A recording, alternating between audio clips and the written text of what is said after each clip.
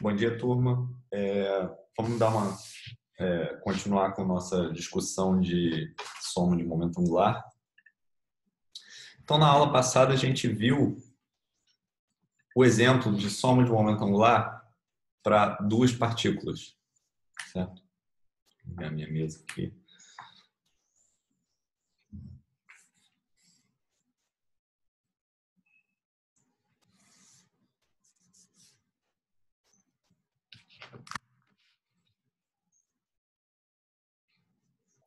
A gente viu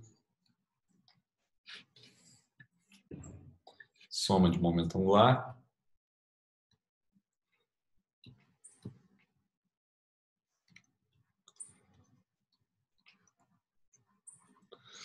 E aí a gente estudou o caso de duas partículas de spin meio.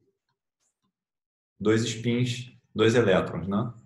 E nós vimos que o produto tensorial de dois elétrons pode ser escrito na base de momento angular total como um sistema de momento angular 1 soma direta com um sistema de momento angular 0. Quem são esses caras?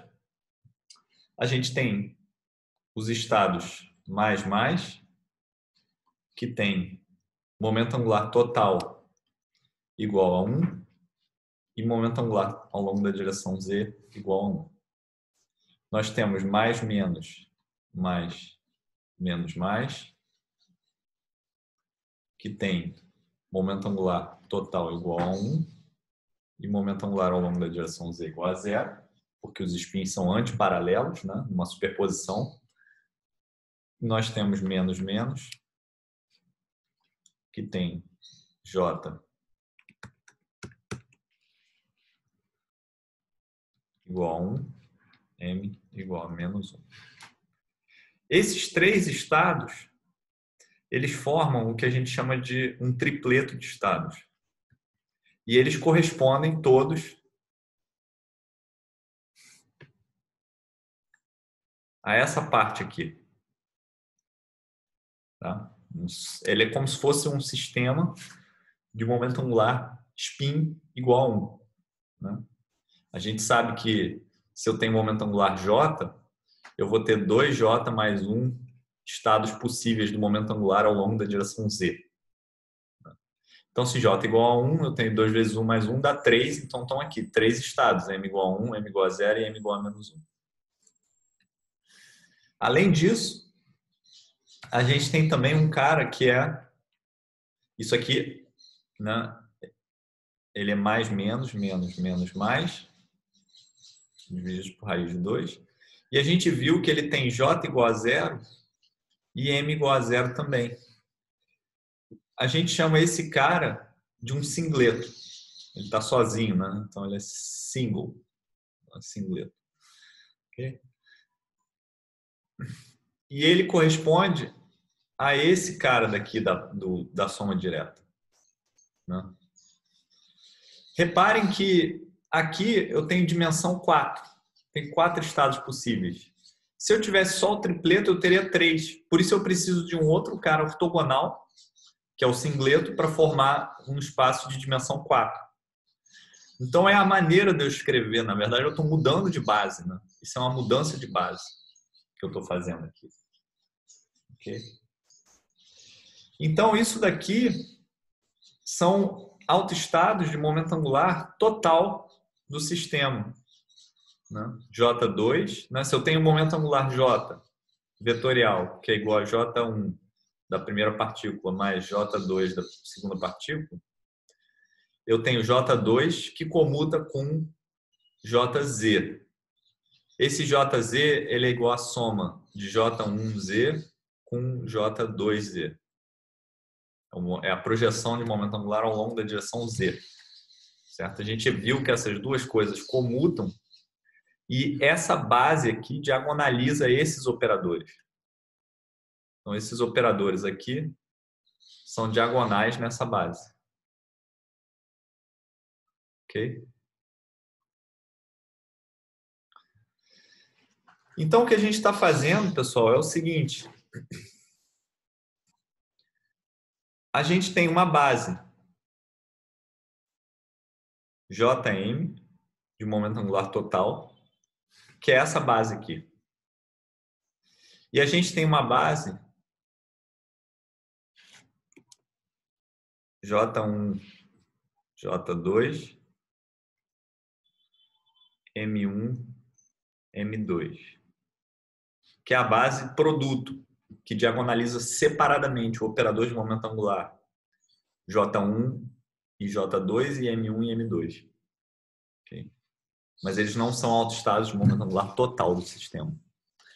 O que a gente está aprendendo é a converter de uma base para outra. Então a gente está hoje, né, a gente com essa teoria de momento angular, a gente está indo de uma base para outra. São duas bases possíveis, a gente está aprendendo a fazer uma mudança de base. É só isso, nada além disso. Então hoje a gente vai ver como é que isso funciona no caso geral. Ok? Então a gente tem uma coisa desse tipo aqui, olha. A gente tem os elementos da base de momento angular total. E eu posso escrever eles como uma soma em M1 e M2 de J1, J2, M1, M2, J1, J2, M1, M2, Jm. Isso aqui que eu escrevi é uma identidade, né? Obviamente, aonde eu estou me valendo do fato de que essa soma daqui, num dado espaço de J1 e J2 fixo, ela vale a identidade. Então, eu tenho, na verdade, a identidade multiplicada por Jm dá o Jm. Certo? Mas repara que agora surgiram esses objetos aqui, esse produto interno aqui. O computador está lento. De novo.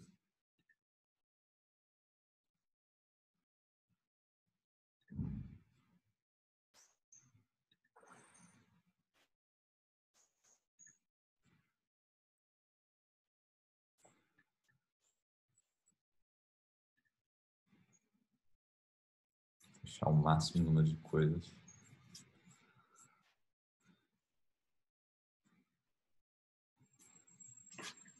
Vamos ver se vai. Esse cara daqui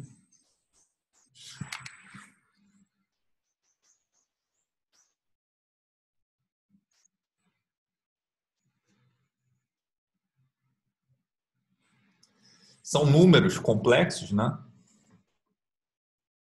Dados por esse produto interno. E eles são como se fossem elementos de uma matriz de mudança de base, que muda da base produto para a base de momento angular total. Esses são chamados coeficientes de Clebsch-Gordon.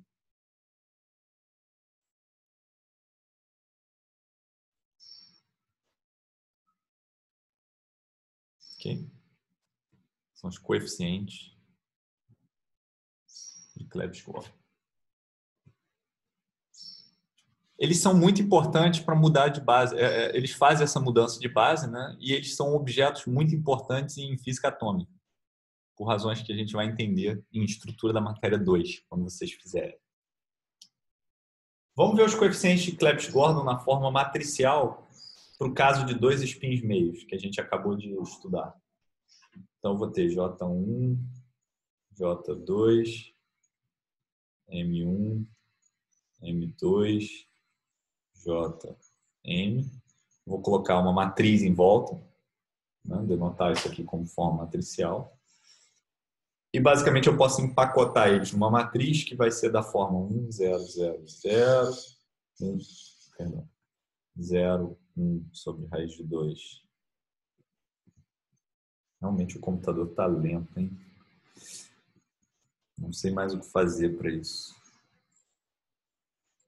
1 sobre raiz de 2, 0, 0, 1 sobre raiz de 2, menos 1 sobre raiz de 2, 0, 0, 0, 0, Eu posso empacotar eles na forma de uma matriz unitária, que é uma matriz de mudança de base, que no caso de duas partículas de spin meio tem essa carga aí. Né? Claramente essa matriz ela tem que ser unitária.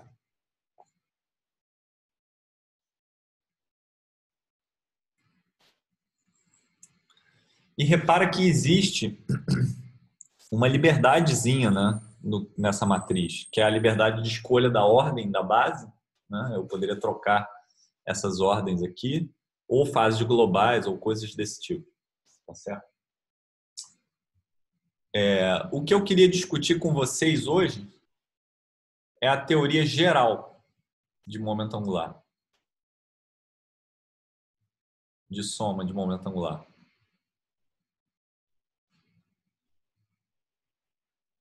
AM é angular momentum. Então a gente vai estudar o caso de J1 tensor J2, onde J1 e J2 podem ser quaisquer coisas. Né? Inclusive, como é importante em física atômica, quando a gente levar em consideração o spin dos elétrons num átomo, o J total ele pode ser o momento angular L mais o spin S, por exemplo. Não? Então eu posso somar, por exemplo, objetos de momento angular inteiro com objetos de momento angular semi-inteiro, para saber quais são os estados possíveis de momento angular total desse sistema de mecânica quântica. Okay? Então hoje a gente vai estudar esses coeficientes de Clebsch-Gorlin e tentar entender quais são as propriedades deles e como calcular eles. Então vamos começar olhando para algumas propriedades dos coeficientes de Clebsch-Gorlin. Me dê só um segundinho que eu vou buscar uma água.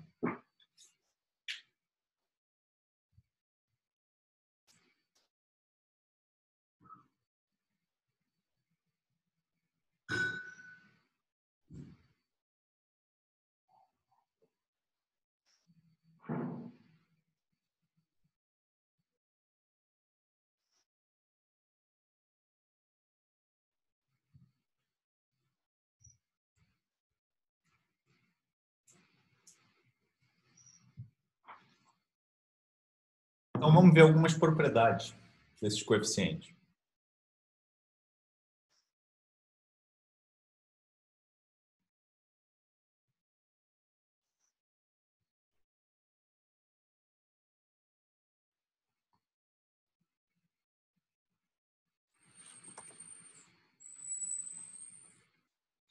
Okay? Então, a primeira propriedade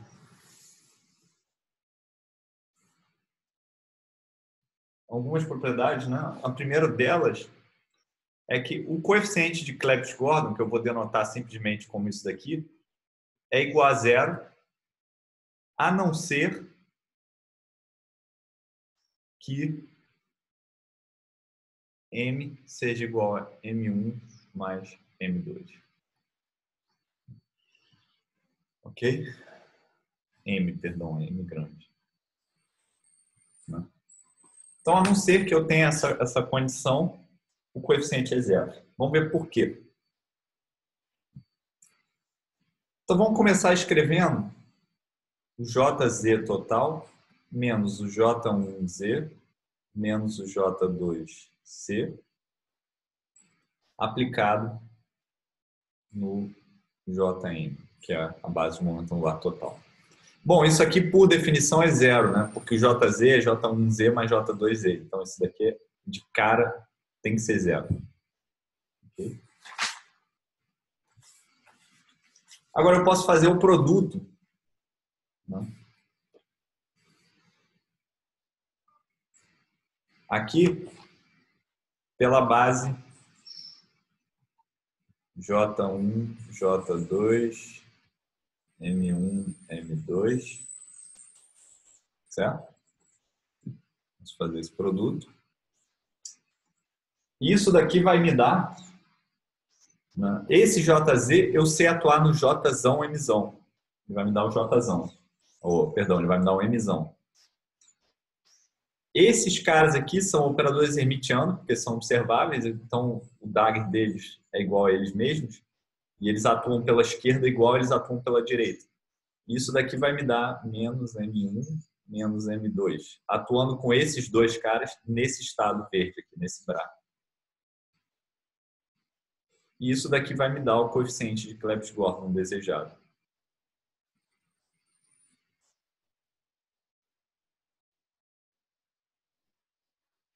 E isso continua sendo zero. Daí a gente já vai ver, né, que ou isso aqui é igual a zero, e isso daqui pode ser não nulo, ou se isso for diferente de zero, obrigatoriamente isso aqui tem que ser igual a zero. Então isso mostra que o coeficiente de Clebsch-Gordon diferente de zero implica, e vice-versa, né? Vice-versa não, mas isso aqui implica que M igual a M1 mais M2. Então, se você estiver calculando o coeficiente de Clebsch-Gordon dessa forma, e o Mzão não for igual à soma desses dois caras aqui, já de cara ele é zero. Então, isso é uma propriedade útil. Tá? Muito importante. Uma outra propriedade é que o coeficiente de Clebsch-Gordon ele é zero, a não ser que J1 menos J2 em módulo seja menor ou igual do que J e seja menor ou igual do que J1 mais J2. Okay? Isso daqui você pode entender como uma condição sobre a natureza vetorial do momento angular. Mas outra forma de entender isso que é instrutivo é o seguinte. Bom, o número de elementos da base Jm tem que ser igual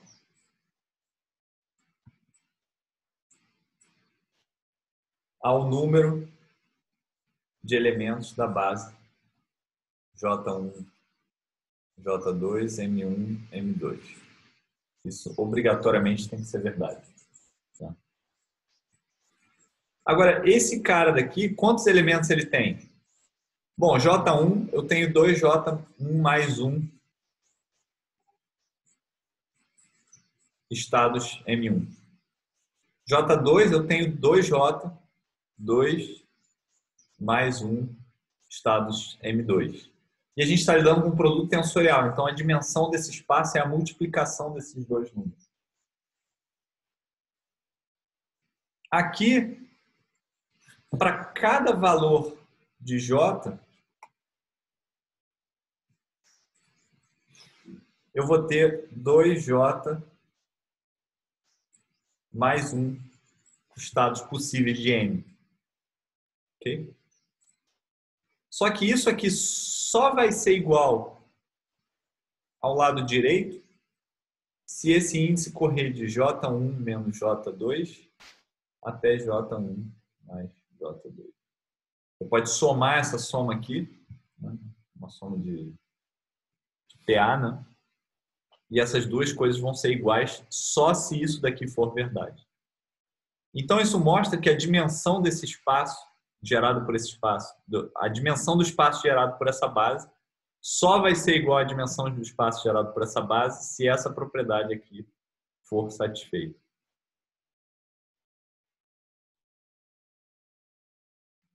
Isso é uma outra maneira instrutiva de entender essas relações de coeficiente de Clebsch-Gordon.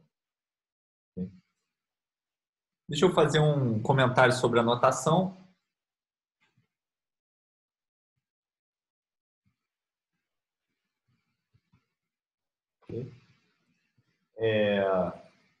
A gente está chamando o coeficiente de Clebsch-Gordon de J1, J2, M1, M2, produto interno com Jzão, Mzão, que são os autoestados de momento angular total.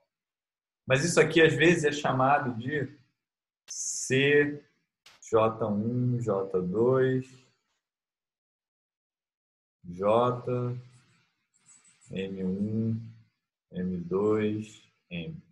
Que por sua vez, às vezes é chamado de C, J1, J2, JM, M1, M2. Que às vezes é escrito em termos desse objeto chamado símbolo 3J de Wigner. Okay? A gente não vai entrar nessa notação aqui, mas em alguns livros, dependendo do que vocês forem ler, vocês vão encontrar essas três notações ou até essa daqui. É comum fazer isso. Okay?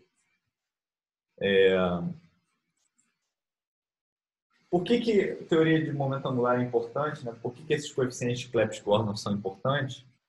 Bom, basicamente, a razão em física atômica são as chamadas regras de seleção. Como a gente vai ver em física atômica, né, a transição entre níveis atômicos depende de certos valores esperados de alguns observáveis. E esses valores esperados desses observáveis podem ser expressos como o produto de uma coisa que não depende dos momentos angulares, vezes um coeficiente de Clebsch-Gordan. Então, olhar para os coeficientes de Clebsch-Gordan e conhecer eles bem é capaz de dizer para a gente, sem fazer nenhuma conta, se uma determinada transição atômica vai ocorrer ou não. São essas chamadas regras de seleção. Isso a gente vai ver em detalhes, né? No curso de Estrutura da Matéria 2, okay? E vocês vão lá ser capazes de entender por que algumas transições atômicas são permitidas enquanto outras são proibidas. E para entender isso, vocês precisam dos coeficientes de Clebsch-Gordan. Então, assim, não é uma idiosincrasia física que a gente está aqui gastando tempo à toa. Entendeu? Isso é uma coisa útil. Importante. É um pouco técnico, um pouco chato, mas é importante. Então, agora eu queria só discutir como é que a gente obtém formalmente, né, esses coeficientes de Clebsch-Gordan. E eu vou mostrar para vocês que existe uma relação de recursão.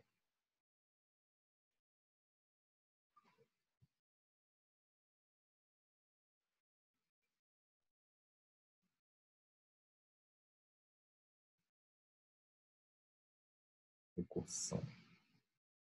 Os coeficientes de Clebsch-Gordan. Ok? Então, vamos começar com isso daqui, ó.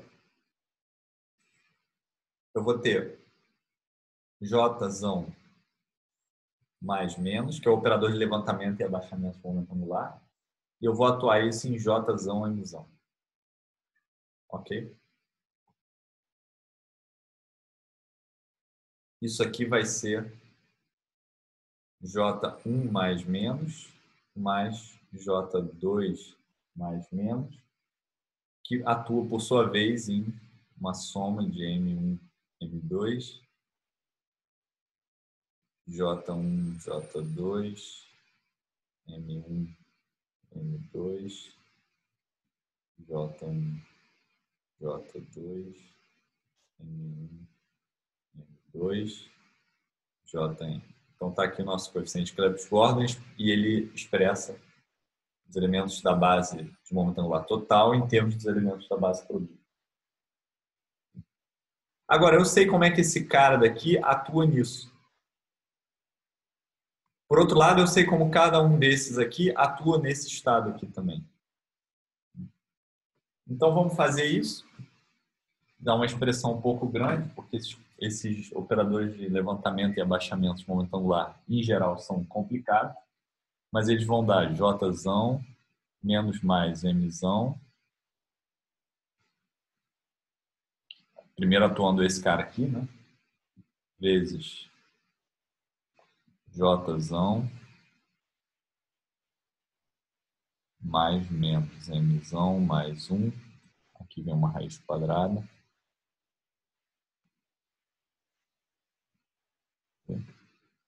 E aqui a gente vai ter J M mais ou menos 1. Desse lado aqui, a gente vai ter o seguinte. A gente vai ter uma soma em M1 linha, M2, linha. Estou mudando o índice, já vai ficar claro por quê. Que multiplica J1 menos mais M1 linha.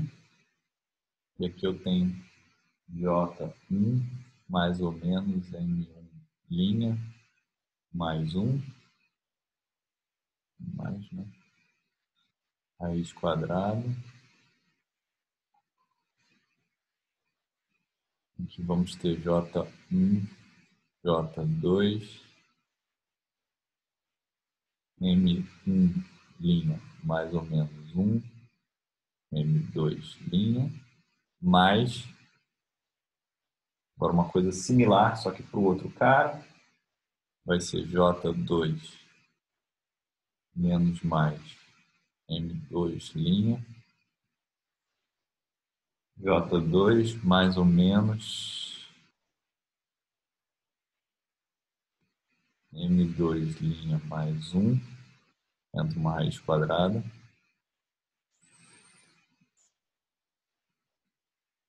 E aqui nós temos, esse é atuando com o operador de levantamento em M2. Então a gente vai ter J1, J2, M1 linha, M2 linha, mais ou menos 1. Fecha esse cara. E aqui a gente vai ter o coeficiente de Clebsch-Gordon que nós queremos. Que vai ser J1, J2.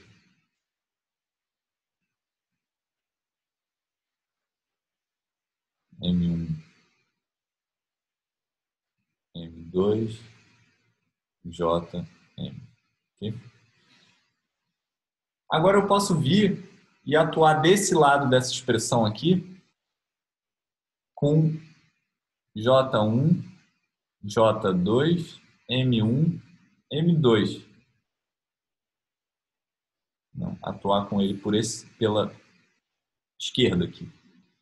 E aqui eu vou obter um coeficiente de Clebsch-Gordon, certo? E aqui outro. Na verdade, esse cara daqui vai me dar várias deltas, né? Por exemplo, ele vai forçar a igualdade de M1 com M1 linha mais ou menos 1 e M2 vai ter que ser igual a M2 linha, nesse primeiro termo aqui.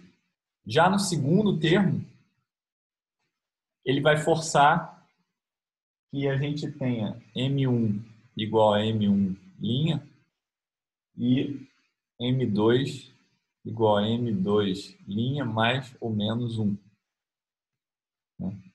Então, isso aqui, no primeiro termo, vai forçar isso.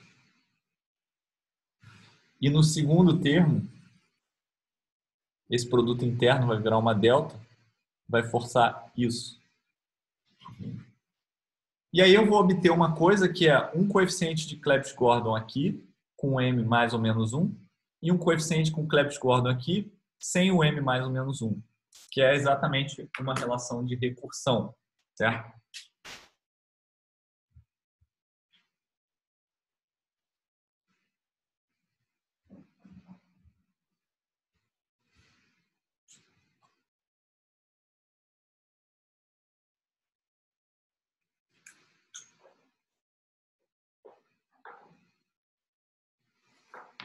Exatamente a relação de recursão desejada. Okay? Então, para poupar tempo de escrita, né, porque as expressões são um pouco grandes, como vocês podem ver aqui, né, para poupar um pouco de tempo de aula, eu vou só mostrar para vocês o resultado dessa expressão. Está feito aí, na verdade. Né? É só escrever, na verdade. A cara da expressão é essa daqui, olha. De novo aqui, a gente vai ter J1, J2, M1, M2. Né? O livro, isso aqui eu tirei do Sakurai, a notação é um pouco diferente. Então, isso aqui é o que a gente chama de Jzão, Mzão mais ou menos 1. Tá? Eu gosto de escrever J e M grandes para não me confundir. né? Aqui a gente vai ter o primeiro termo, com o coeficiente de Clebsch-Gordon desse tipo. E aqui eu vou ter o segundo termo com o coeficiente de Clebsch-Gordon desse tipo.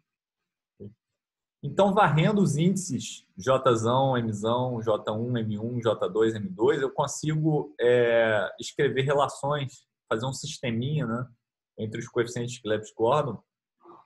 E resolvendo esse sisteminha, eu consigo estabelecer quase todos eles, a menos de umas convenções de sinais que você tem que fazer no meio do caminho. Não, umas escolhas arbitrárias que não mudam nada, que estão relacionadas a essa escolha de base, né? A ordem dos elementos da base, se você vai colocar uma fase global nos elementos da base ou não, coisas desse tipo, que não importam, na verdade, para a física, né? Nenhum observável vai depender dessas escolhas. Okay? Então, só para completar, eu trouxe aqui uma tabelinha de coeficientes de Clebsch-Gordon para a soma de momento angular de vários sistemas, né? De bônus ainda tem uns esféricos harmônicos aqui que vocês podem olhar, né? Então, por exemplo, o meio-meio já está aqui, tá vendo? Então, por exemplo, tem a notação aqui, ó, o coeficiente de Clebsch-Gordon, na verdade, é a raiz quadrada do número que vocês vão ver aqui. Se tiver um sinal menos, a raiz quadrada vai depois do menos, tá? Então, por exemplo, aqui você já vê que tem meio, é tudo 1 sobre raiz de 2, tá vendo? No caso de soma de momento angular de dois espinhos. E usando essas relações de recursão aqui, você pode estabelecer para objetos mais complicados. Por exemplo, soma de momento angular 1 com spin meio, 2 com 1, 1 com 3 meios com 1 e por aí vai. Então, eu vou recomendar para vocês estudarem essa tabela, entenderem um pouquinho, né? E passar alguns problemas nas próximas discussões para que vocês possam treinar isso. Mas o importante agora é entender o significado desses coeficientes de Clebsch-Gordon. Eles são os elementos da matriz unitária que faz a mudança de base, de uma base produto do momento angular do primeiro sistema e produto tensorial momento angular do segundo sistema, para uma base de momento angular total do sistema completo. Certo? Então, esse aqui é a coisa mais fundamental. Todo mundo tem que entender o que é isso, o que é um coeficiente de Clebsch-Gordon. Essa teoria formal e tudo mais, isso a gente consegue calcular facilmente usando outros recursos ou paciência, né?